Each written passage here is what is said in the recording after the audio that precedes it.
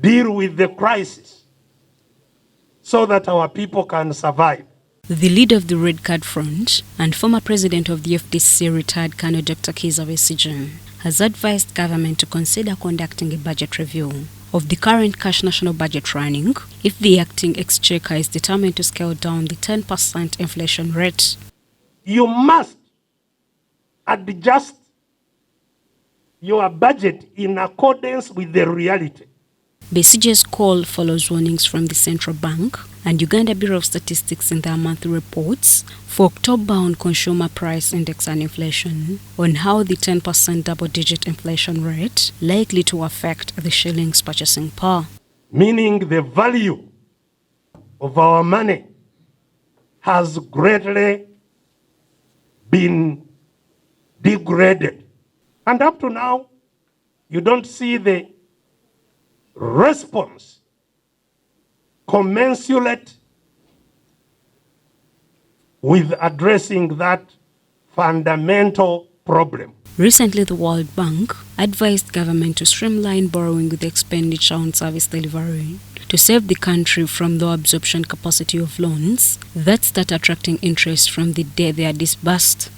It is mandatory. There is a requirement, mandatory requirement, to review the budget outlay. Parliament last week cleared government to borrow 1.7 trillion shillings loan, an equivalent of US dollars 400 million, from the Standard Chartered Bank of United Kingdom. However, Besigye, speaking at a press conference, revealed that the loan should be channeled to the fight against the Ebola virus pandemic. In such a crisis, to borrow money at 15% in euro and borrowing it to feed precisely the same type of outlay of expenditure. However, Dr. Besigye attributes the current financial crisis in the country to financial indiscipline exhibited by some government ministries and agencies. Most of the money we are borrowing from money lenders is now still going to classified expenditure.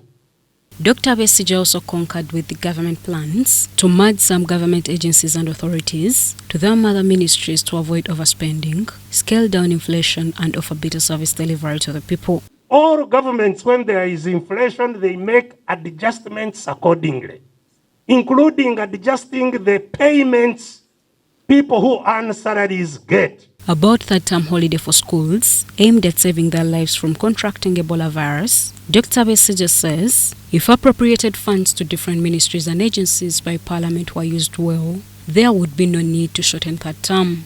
Our education continues to be very negatively impacted because of the reckless expenditure and the budgeting of the state. Shaidat Nasaku, UBC News.